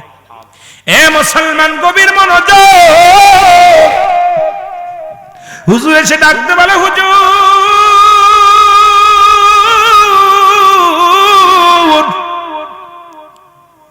এ বালকের বাচ্চা ইব্রাহিম আদম, একটা বছর তোমাকে বলেছিলাম মৃত্যুকে বেশি বেশি স্মরণ করবা, কিন্তু তোমার অন্তরের ভিতরে মরণের ভয় ঢোকে নাই। বলে আপনি কি তদবির দিয়েছেন, আমার তো মরণের ভয় জাগে না, আমার তো আরো বৃদ্ধি বেড়েছে, আরো ওই রকম চক্র বৃদ্ধি শুরু করেছি, এখন তো আমার মরণের চিন্তা আসে না। ইব্রাহিম আদমকে আল্লাহর মাহবুব বান্দা ডাকতে কয় হুজুর যদি কিছু মনে না করেন একটা আপনাকে একটা দাবি করব, আপনার কাছে দাবিটা হলো আমি দেখতে চাই আপনার কপালের দোষ নাকি রাজ সিংহাসনের দোষ। এই চেয়ারের মধ্যে বইয়া বুঝি আল্লাহরে ভুইলা যান, মরণের কথা ভুইলা যান। আরে দেহটা ভালো এই জন্য তুমি আমার মরণের ভয় করে না, একবার যখন অসুস্থ হয়ে যাও বারে বারে ডাকো আল্লাহ তুমি দয়া করো, মা দয়া করো, বাবা দয়া করো, ডাক্তারখানায় লয়ে যাও, হাসপাতালে লয়ে যাও। আর যতক্ষণ পর্যন্ত তোমার দেহ সুস্থ থাকে ততক্ষণ পর্যন্ত মওলার ভয় জাগে না। জোরে জোরে বলেন ঠিক কিনা? ইমাম সাহেব দেখতে বলে আল্লাহর বান্দা শোনো একটা কাজ করো। কয় কি কাজ? কাজটা হলো ওই রাজ সিংহাসন আপনি ছেড়ে দেন, আমি দেখব পরীক্ষা করে আপনার কপালেরই দোষ নাকি রাজ সিংহাসনের দোষ। এই চেয়ারটা বড় খারাপ রে বাবা, এই চেয়ারটা পাইলে কেউ ছাড়তে চায় না। এই বাংলাদেশে একবার তত্ত্বাবধায়ক সরকার ফখরুদ্দিনে দেয়া হলো, ওরে 3 মাসের ডাং টানতে টানতে 2টা বছর কাটায়া দিল, তবুও চেয়ার ছাড়তে চায় না। এই চেয়ারে বড় মজা, এই চেয়ারটা পাইলে এই দুনিয়ার সব ভুলে যায়, চিন্তা করেন আমার আগামী দিন কি হবে এটা তার মনে থাকে না। ওই ফখরুদ্দিনে বড় আশা করে বানাইলাম আমরা তত্ত্বাবধায়ক সরকার, মনে কিছু করবেন না বোঝানোর জন্য বলে যায়। আবার বলতে পারেন হুজুর বুঝি রাজনীতি করতে আসেন, না রাজনীতি করতে আসি নাই, ওই ফখরুদ্দিনে বানাইলাম বোঝানোমান কেয়ারটেকার সরকার। এই 3 মাসের সরকার বানাইলাম, 3 মাসের মধ্যে নির্বাচন দিবা, কিন্তু উনি গদিটার মধ্যে বইয়া মজা পাইলেন। উনি 1 মাস 3 মাস 4 মাস 6 মাস চলে যায় সারে না, বছর চলে যায় সারে না, এর 2 বছর পার হয়ে যায় তবু হানা ভোট দেয়। চিন্তা করে ওই গদিটা ছাড়া যাবে না, ওই গদিতে বড় মজা। আজকে আমার দেশ নয় গোটা পৃথিবীর মধ্যে যখন ক্ষমতার লোভী সব মানুষ এই দুনিয়ার এমন একটা চেয়ার পাইলে আর কেউ চেয়ার ছাড়তে চায় না, এই চেয়ারের মধ্যে মজা পায়। আর এই দুনিয়ার সুদ ঘুষ খাইয়া মস্তানি কইরা বড় নেতা হইতে চায়। চিন্তা করে আমি বড় নেতা, আমি বড় খেতা, আমার মতো নেতার কেউ নাই, আমি এমপি সাহেব, মন্ত্রী সাহেব, আমি চেয়ারম্যান, আমি মাতবার। আরে মুসলমান শুনে নে, তোর মাতবাড়ি চলবে না, চেয়ারম্যানই চলবে না, এমপি চলবে না, মন্ত্রী চলবে না, প্রধানমন্ত্রী তো চলবে না। যেদিন তোর নিঃশ্বাস ত্যাগ হয়ে যাবে, যেদিন তোর দম বন্ধ হয়ে যাবে, সেদিন এই ধরাধাম থেকে যেদিন বিদায় লইয়া যাবি 3.5 হাত কবর হবে একমাত্র তোর ঘাটি। জোরে জোরে বলেন ঠিক কিনা? এই লোকটা বড় খারাপ। রাগ করে ফখরুদ্দিন রে বানাইলাম আমরা দেখেছি, জোরে বলেন ঠিক। এখন 2 দলে গুতাগুতি করে, কয় তত্ত্বাবধায়ক সরকার ছাড়া নির্বাচন আইতাম না, কয় তত্ত্বাবধায়ক সরকার দিতাম না। একবার দেখছি, জোরে কোন ঠিক কিনা? এখন বিপদে কেন যারে দেই রুটি ওই বানরের কাছে রুটি ভাগ করতে দিবা। এখন বানরে কি করে, এই পাশে এক কামড় ওই পাশে এক কামড়, দাড়িপালা শেষ করতে পারে না, এক পাশে বেশি হয় আর এক পাশে কম হয়, বানরের রুটি শেষ করে ফেলেছে। দুই ভাগই কয় কইরে আমারটা কই, আমি তো ভাগ করতে চেয়েছিলাম, মাপতে যায় দুই পাশেরটা খাইতে খাইতে কমে গেছে। কথা বুঝেন নাই? তা আমাদের কপাল, মুসলমানদের কপাল খারাপ। আজকে দুনিয়া এমন ভাবে ধরে ফেলেছে, আগামী দিন পড়বো, আগামী দিন কাজ করবো, আগামী দিন করবো, করতে করতে 60 বছর 70 বছর চলে গেল। একটা মানুষের গড় আয়ু 70 বছর। কত বছর? এই জোরে বলেন কত বছর? কোন বুবা মার্কা মানুষ, এই এলাকা আর আসা হবে না। গত বছরই চিন্তা ছিলাম আইতাম না, কিন্তু ওই আপনার ওই কলিম ভাইয়ের আবদার রাখতে যাই আমি আবার আসছি। কেন আমার মাহফিলে এটা আমার গর্ব নয়, এরম এই এতগুলো মানুষ আমি রুহুল আমিন সিদ্দিকীর পাশে বইয়া থাকে, এটা আমার গর্ব নয়, আমার ফকর নয়। কি রুহুল আমিন সিদ্দিকের মাহফিল গুলো হাজার হাজার যে মানুষ এইরকম দেখা যায় না, এই পাশে পাশে তাকাইলে দেখা যায় না, এরকম মাহফিল হয়। কিন্তু আইসি যাও 2-4 জন পাইলাম, মনে হলো একটু স্পিরিট বাড়লে কথা কইতে পারতাম, কিন্তু মরা মানুষের মতো মরা মানুষের লাগে ওয়াজ করে কাজ হইতো রে বা। কষ্ট হচ্ছে আপনাদের? কি কষ্ট হয়? এই দুপুরে খানা খান নাই? এই কলিম ভাই খাবার নিয়ে আসেন, দিকে খাওয়াইনি আগে। আমার বন্ধু তাড়াতাড়ি আপনারা কাজ করেন, মহসিন ভাই খাবার নিয়ে আসেন, খাওয়াই নেন, দি লোকজনের আগে খাওয়াইনি, তারপর বাস করতে। ক্ষুধা লাগছে কই না? তাও এর জোরে বলেন নারায়ে তাকবীর। শয়তান আগে তারাই, শয়তান আগে ওই মুকসেদপুর পাঠাবো, আর না হইলে গোপালগঞ্জে পাঠাবো, কথা কইতেনি, আর না হইলে ফরিদপুরে পাঠাইবো। জোরে ফরিদপুরে একটা একদম টাউন দিয়ে ঘুরে বেড়াক। জোরে বলেন নারায়ে তাকবীর, নারায়ে রিসালাত, নারায়ে রিসালাত। ওলি আল্লাহ যেখানে, নবী রাসূল যেখানে, এই মিলাদ কিয়াম যেখানে, নবী নাই যেখানে। একটু আওয়াজ একটু জোরে দিলে তার মানে আধা ঘন্টা কথা কমুক, আর অল্প একটু কথা কমুক। প্যাকেট হয়ে গেছে ইনশাল্লাহ, আপনাদের আর সামান্য একটু। আমিও ছাড়তেছি, আমি যত আগে ছাড়তে পারি আমারই লাভ, আপনাদের লাভ না আমারই লাভ। তবুও চাইতেছিলাম যে একটু প্রাণ ভরে ওয়াজ করবো, কিন্তু এই বুবা মানুষের লগে কথা কই আমার মজা হয় না। একটু মহব্বতে দুরূদ শরীফ পড়ুন। আল্লাহুম্মা সাল্লি আলা সাইয়্যিদিনা মুহাম্মদ নবিয়িনা শাফিনা। আরো জোরে বলেন আল্লাহুম্মা সাল্লি আলা সাইয়্যিদিনা নবিয়িনা শাফিনা। আদম যখন মাটি পানি মোর নবীজি খোদা রাসূল, আদম যখন মাটি পানি মোর নবীজি খোদা রাসূল, তার উপরে পড়েন দুরুদ, তার উপরে পড়েন দুরুদ। আল্লাহ ফেরেশতা কুল আল্লাহুম্মা সাল্লি আলা সাইয়্যিদিনা নবিয়িনা শাফিনা মাওলানা মুহাম্মদ। আল্লাহুম্মা সাল্লি আলা জোরে নবিয়িনা শাফিনা।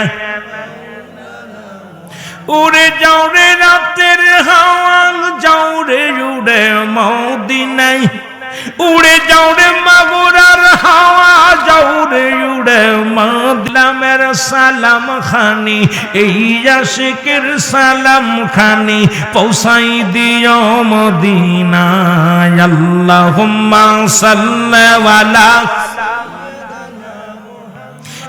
নবিয়িনা শাফিনা মাওলানা মুহাম্মদ। আল্লাহুম্মা সাল্লি আলা নবিয়িনা শাফিনা তেসাতি কাল কাঁদেন নবী সকলে উম্মতের লাগি, তেসাতি কাল কাঁদেন নবী সকলে উম্মতের লাগি। এখনো কাঁদেন নবী, এখনো কাঁদেন নবী শুইয়া সোনার মদিনায়। আল্লাহুম্মা এর নবী জানাও শাফিয়ানা। এ মুসলমান, যে কথা বলতেছিলাম গো,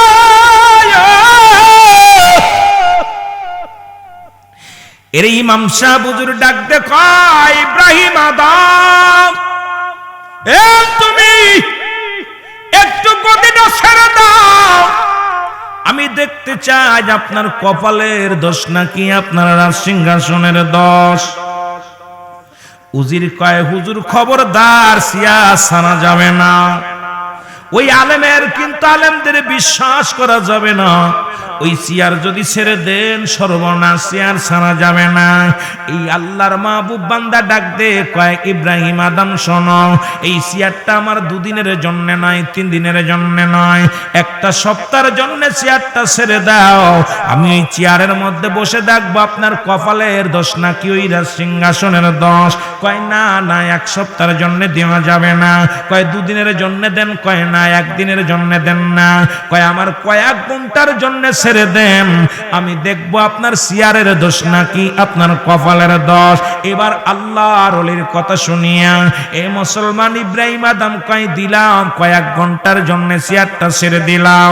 এই চেয়ারটা যখন ছেড়ে দিছে, সঙ্গে সঙ্গে চেয়ারের মধ্যে মুসলমান, ও মুসলমান বলকের ইমাম সাহেব হুজুর ওই চেয়ারের মধ্যে বইয়া ডাক দে কয়, প্রজারা শোনো, আমি কে তোমরা জানো?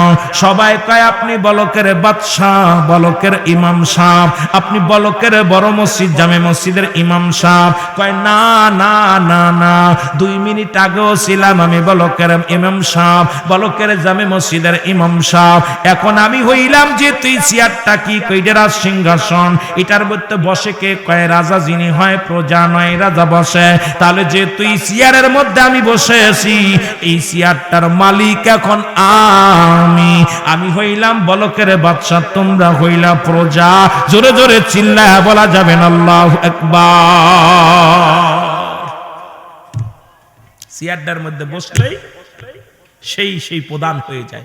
এর আগে বসেছিল মাওলানা মহসিন হোসেন, ওয়াজ করছে। তারপরে বসেছিল মামুন সাহেব, উনিও ওয়াজ করছে। এরপরে উনি উঠে গেছে, বইছে মেহেদি হাসান, উনি উঠে গেছে, এখন বইছি আমি ওয়াজ করবো। এরপরে আখেরি মোনাজাত সভাপতি আছে, উনি সমাপ্তি ঘোষণা করবে। তারপরে যে যখন বইব তখনই তার কথা বলা লাগবে। জোরে বলেন ঠিক কিনা? এখন বই আছে কে? ইমাম সাহেব হুজুর। জোরে বলেন আল্লাহু আকবার। ইমাম সাহেব ডাক দে বলে, উজির কোথায় রে? উজির আয়। উজিরের সামনে হাজিরি হয়ে গেছেন। ইমাম সাহেব হুজুর ডাক দে কয়, আমি কে? কয় আপনি এখন ইমাম সাহেব। কয় খবরদার, একবার যদি ইমাম বলিস তোর গর্দান চলে যাবে। এই সিংহাসনে এতদিন বসেছিল কে? কয় বসেছিল ইব্রাহিম আদম, বলকের বাদশা ইব্রাহিম আদম। তাহলে শোন, যে তুই সিংহাসনের মধ্যে আমি বসেছি, আজ থেকে ইব্রাহিম আদম হলো আমার প্রজা, আমি হইলাম রাজা। আমি যে হুকুম দিব পালন করা লাগবে। কয় হ্যাঁ মেনে নিলাম। কয় তাহলে আমি কয়েক ঘন্টার জন্য হলাম আমি রাজা। আমি শুরুতেই তোমার হুকুম দিলাম, ইব্রাহিম আদমকে গ্রেফতার করো। জোরে জোরে চিল্লায় বলো আল্লাহু আকবার। ফখরুদ্দিন কয়, হাসিনারে ধর, খালেদারে ধর। ঠিক কিনা? 2 নেত্রীর এই জেল খাটাইছে। জোরে কোন ঠিক কিনা? এখন 2 নেত্রী কয়, ও কয় আমি তত্ত্বাবধায়ক সরকার চাই, আর ও কয় তত্ত্বাবধায়ক সরকার দিতে আমি রাজি নয়। কেন দিব না? কারণ দুজনেই জেলের ভাত খাওয়াইছে, আমাদের মনে আছে। সুতরাং যাই না শুনে আর খাল কেটে কুমির আনতে রাজি নয়। জোরে জোরে চিল্লায়া বলেন ঠিক কিনা? 2 নেত্রীর ভালো ভাইয়া দিল তত্ত্বাবধায়ক সরকার। ফখরুদ্দিন কয়, আয়ো এই দুড়েরা যদি না ঢুকাইতে পারি, ক্ষমতা স্থায়ী করতে পারবো না। কিন্তু ক্ষমতার মালিক তো আমার আল্লাহ। তোর বলেন ঠিক কিনা? কারে কখন বসাবে কেউ বলতে পারি না। ওদিকে গেলে আবার সকালবেলা পুলিশ বাহিনী আমার হাতের মধ্যে হ্যান্ডকাপ পরাইব, কইব হুজুরাইয়া রাজনীতি আলোচনা করছে, হুজুরাইয়া দেশের বিরোধিতা করছে। না রে বাজান না, আমি গুনাহগার, দেশের বিরোধিতা করি না। উচিত কথাটা বলি, হয়তো কারোর গায়ে পড়ে যায়, পড়ে গেলে কিছু করার নাই। কারণ কিয়ামতের ময়দানে আল্লাহর আদালতে জবাব দিতে হবে। আল্লাহর আদালতে আমি কি জবাব দিব? আমার জিহ্বা কাটবে আগুনের কাছে দিয়া। এই জন্য কিছু কথা না বললে আমার আল্লাহ ছাড়বে না। জোরে জোরে চিল্লায় বলেন ঠিক কিনা? আর একটু জোরে জোরে চিল্লায় বলা যাবে না আল্লাহু আকবার। ইমাম সাহেব ওদের ডাকতে বলে, হুজুর রে জলদি করে গ্রেফতার কর, ইব্রাহিম আদমকে গ্রেফতার কর। হুজুর কয়, হুজুর এটা কেমনে হয়? সারা জীবন যার হুকুম শুনে আমি তালিম করেছি, হুকুম তালিম করেছি, আজকে আমি প্রজা হইয়া প্রধানমন্ত্রী হাতে কেন এনকাপ কেমনে পড়াইব? কয় বেশি কত না, আমি হুকুম দিছি, এখন আমি প্রধানমন্ত্রী গ্রেফতার করো। সঙ্গে সঙ্গে ইব্রাহিম আদমের হাতের মধ্যে হাত করা লাগায়া দিছে। হাত করা লাগায়া দিয়া কয়, জল্লাদ কোথায় রে জল্লাদ আয়। আমি হুকুম দেওয়ার সঙ্গে সঙ্গে ইব্রাহিম আদমের গর্দান ফেলে দিবি, একটা সেকেন্ড আর বাঁচায় রাখা যাবে না। জোরে জোরে চিল্লায় বলো আল্লাহু আকবার। জল্লাদ তরবারি নিয়ে হাজির। সুবহানাল্লাহ বলেন না? এরা জল্লাদ তরবারি নিয়ে সামনে হাজির হয়ে গেছে গো। ইব্রাহিম আদম তরবারি দেখিয়া চিন্তা করে, মনে মনে চিন্তা করে, আল্লাহ নিজের পায়ে নিজেই কুড়োল লাগাইলাম, নিজের খাল কেটে কুমির আনলাম, এখন হুজুর তো হুকুম দিলেই গর্দান চলে যাবে। এইবার থরথর করে গা কাঁপে, থরথর করে গাটা থরথর করে কাঁপে, জর্জর করে ঘাম ঝরে, দরদর করে চোখ দিয়া পানি ঝরে। এরে দু চোখ দিয়া পানি ঝরে, কাল্লা নিজের কপাল নিজে পুড়াইলাম। আর হাত কাঁপে, জীবনে খোলা তরবারি নিয়ে দাঁড়ায় আছে, এখনই হুকুম দিলে গর্দান চলে যাবে। এই টেনশন প্রেশানিতে গা দিয়ে দরদর করে ঘাম ঝরে। এবার দেখতেছেন আল্লাহর ওলি তাকায় দেখে ইমাম বাদান রে বলকের বাচ্চা থরথর করে কাঁপতেছে। এ মুসলমান শুনে না, ও ডাকতে বলে, রাজা বলকের বাচ্চা ইব্রাহিম আদম, হয়তো কিছুক্ষণের মধ্যেই তোমার হুকুম হয়ে যাবে, গর্দান চলে যাবে, কিছুক্ষণের মধ্যেই তোমার মৃত্যুর দণ্ড হয়ে যাবে, মৃত্যুর পেয়ালা পান করতে হবে। আমি আপনার কাছে 3টা প্রশ্ন করব, 3টা প্রশ্নের উত্তর যদি আপনি দিতে পারেন তাহলে আপনাকে আমি মৃত্যুদণ্ড দিব না, আপনার রাজ্য ফেরত দিব। যদি 3টা প্রশ্নের জবাব আপনি দিতে পারেন। বলকের বাচ্চা ইব্রাহিম আদম কয়, 3টা প্রশ্ন কেন, 1000টা করো, তাড়াতাড়ি করো, কারণ তুমি তো কখন হুকুম দিয়ে দাও গর্দান চলে যাবে আমার, তাড়াতাড়ি বলো। 1 নাম্বার প্রশ্ন আমি আপনার কাছে করি, আপনি কেন কাঁপতেছেন, এত কাঁপছেন কেন? বলে 1 নাম্বার, তুমি বললে আমি কাঁপতেছি কেন? জীবনে কত মানুষের মৃত্যুদণ্ড দিলাম, কত মানুষের শুলে চড়াইলাম, ফাঁসি দিলাম, শিরশ্ছেদ করলাম, আজকে ওই তরবারি দিয়া কত মানুষের গর্দান নিয়েছি আমি, হুকুম আমার হুকুমে। জল্লা দুটা দিয়া তরবারি দিয়া একটা দ্বিখণ্ডিত করে দিছে। আজকে সেই তরবারি আমার দিকে তাকায় আছে রে, আমি প্রেশানিত হইয়া থরথর করে ভয়ে কাঁপতেছি। বলে 1 নাম্বার প্রশ্নের জবাব ঠিক আছে, জোরে বলো আল্লাহু আকবার। 2 নাম্বার প্রশ্নের জবাব দিতে হবে গো। তোমার চোখ দিয়ে কেন পানি পড়ে আমি জানতে চাই। বলে আমার জীবনে এত ভয়, আমি চোখ দিয়ে পানি পড়ি, আর এত সম্পদ এত কিছু করে থুয়ে গেলাম, কিছুতেই বাঁচতে পারলাম না, নিজের ভয়ে নিজের ভুলে নিজেই মরলাম, আজকে এই জন্য আমার চোখ দিয়ে পানি পড়ে, মৃত্যু কত ভয়ঙ্কর। এর আল্লামা মুফতি আমজাদ আলী সাহেব একটা কিতাব লিখছেন, কিতাবের নাম্বার শরিয়াত। এই কিতাবের মধ্যে লিখতে যা বললেন, দুনিয়ার মানুষ শোনো, একটা সাধারণ মৃত্যু হলো 70টা তাজা উটের গায়ের চামড়া জবাই না করিয়া উল্টো দিকে টান দিয়া লবণ আর মরিচ লাগায়া দিলে যতটুকু যন্ত্রণা হয়, একটা সাধারণ মৃত্যুর চাইতে 70 গুণ মৃত্যু যন্ত্রণা। এখন যারা মুসলমান শোনো, ওই মরণের চিন্তা কেন অন্তরের ভিতর আসে না রে? আপনার আমার আসে না? যখন আমরা যারা আমাদের অনেকেই মরণের সময় পায়খানা করে দেয়, একটু জিকির করেন, লা ইলাহা ইল্লাল্লাহ, জোরে লা কিলো আর জোরে লা ইলাহা ইল্লাল্লাহ, জোরে লা ইলাহা লা ইলাহা মুহাম্মাদুর সাল্লাল্লাহু আলাইহি ওয়াসাল্লাম। এর 2 নাম্বার প্রশ্নের জবাব বলে, আমি মুসলমান শোনো, ওই মরণের ভয়ে আমি কি করি, আমার চোখ দিয়ে পানি বাইর হয়। কই ঠিক আছে, তোমার দ্বিতীয় প্রশ্নের উত্তর তোমার ঠিক আছে। 3 নাম্বার প্রশ্ন, তোমার গা কেন, তুমি এই যে তোমার গা দিয়ে কেন ঘাম ঝরে?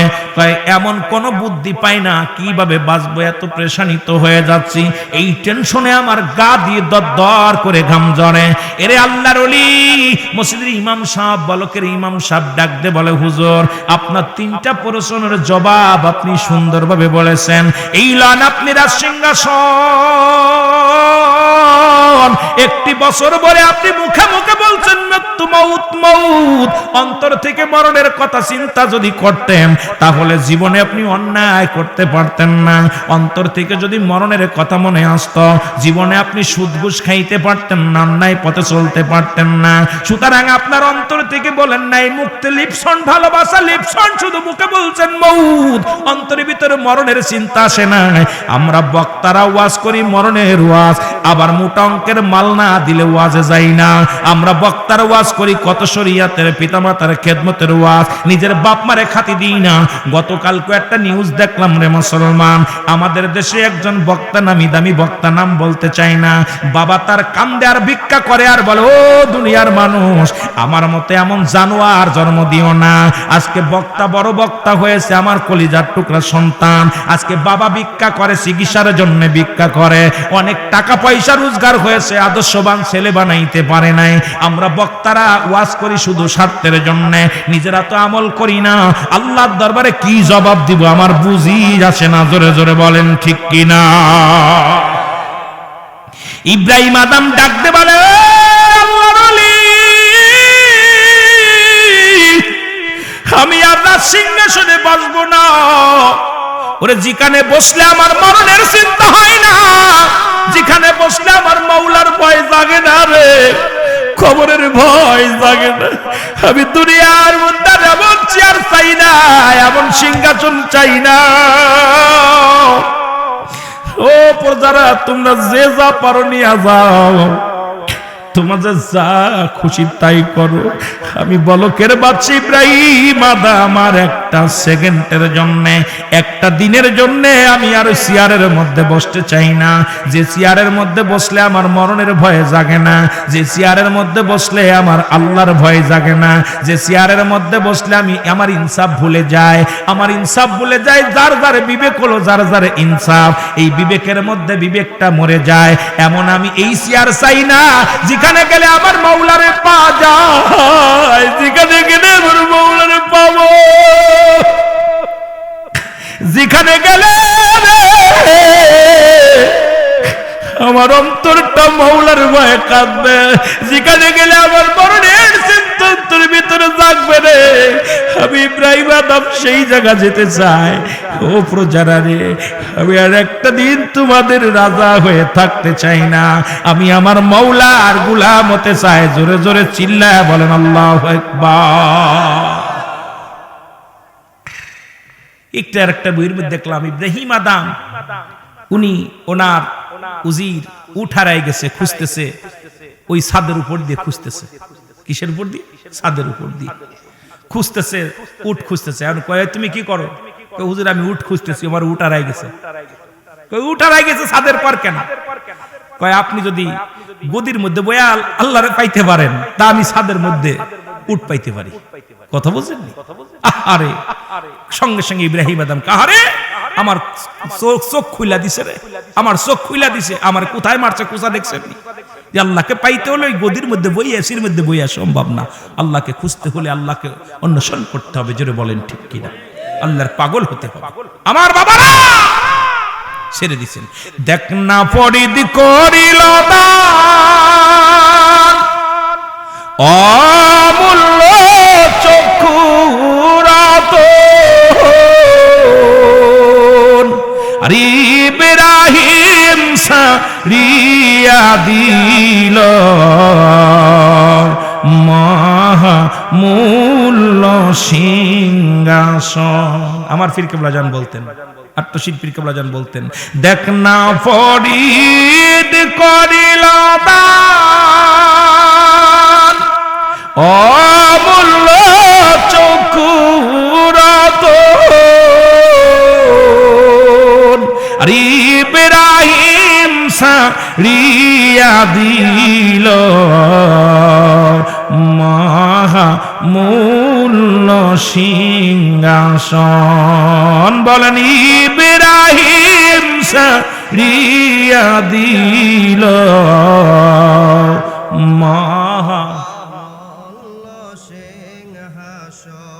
আহা। আল্লাহকে পাওয়ার জন্যে মানুষ সব ছেড়ে দিছে, ঘুম ছেড়ে দিছে, আহার ছেড়ে দিছে, নিদ্রা ছেড়ে দিছে।